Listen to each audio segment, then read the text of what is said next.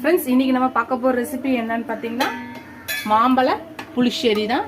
Palakkad special மாம்பழ புளிச்சேரி ரொம்ப சூப்பரா டிஃபரண்டா இருக்கும். வாங்க இந்த மாம்பழ புளிச்சேரியை எப்படி செய்யலாம்னு பார்க்கலாம் வாங்க.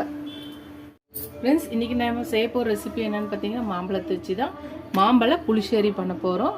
இது பாலக்காடு ஸ்பெஷல். வாங்க இதை எப்படி செய்யலாம்னு பார்க்கலாம். முதல்ல மாம்பழத்தை எடுத்து மேலே இருக்க தோல் எல்லாம் சீவி எடுத்து வச்சுக்கலாம்.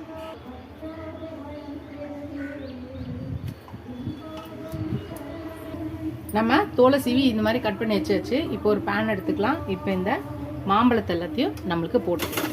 நம்மளுக்கு எத்தனை வேணுமோ அத்தனை போட்டுக்கலாம். ஒரு 1/4 ஸ்பூன் மஞ்சள்தூள் போட்டுக்கலாம்.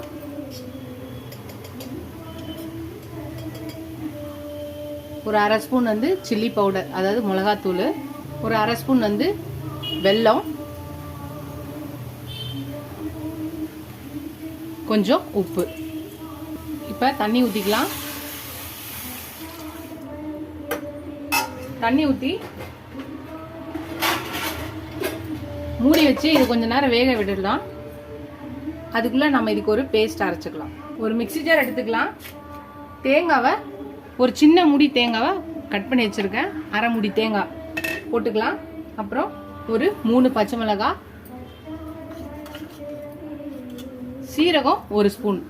இது நல்லா பேஸ்ட்டாக அரைச்சி எடுத்துகிட்டு வந்துடலாம். தண்ணி ஊற்றி இது தேங்காய் பேஸ்ட்டை அரைச்சி எடுத்துகிட்டு வந்தாச்சு. இது ஒரு பக்கம் இருக்கட்டும்.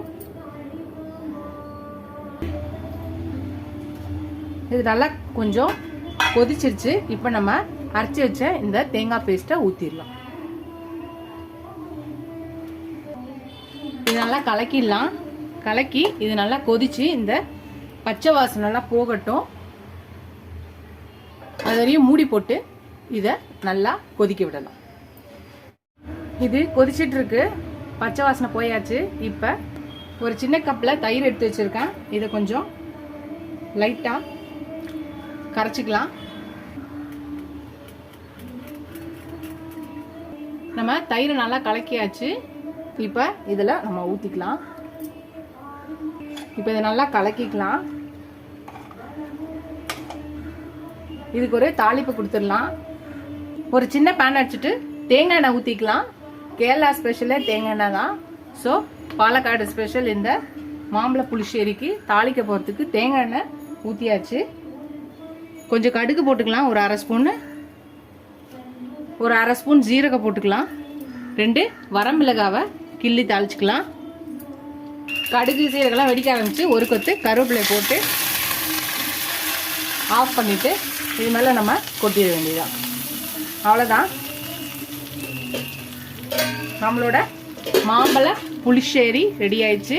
பாலக்காடு ஸ்பெஷல் மாம்பழ புளிச்சேரி ரொம்ப சூப்பராகவும் டிஃப்ரெண்ட்டாகவும் இருக்கும். நீங்களே இந்த மாம்பழ புளிச்சேரியை ட்ரை பண்ணி பாருங்கள். ட்ரை பண்ணி பார்த்து எப்படி இருக்குன்னு சொல்லுங்கள். இந்த வீடியோ உங்களுக்கு பிடிச்சிச்சுன்னா லைக் பண்ணுங்கள். ஃபஸ்ட் டைம் என் சேனலில் பார்க்கணும் சப்ஸ்கிரைப் பண்ணிட்டு பாருங்கள். இதோட அடுத்த ரெசிபியில் பார்க்கலாம். டாடா பாபா ஃப்ரெண்ட்ஸ்.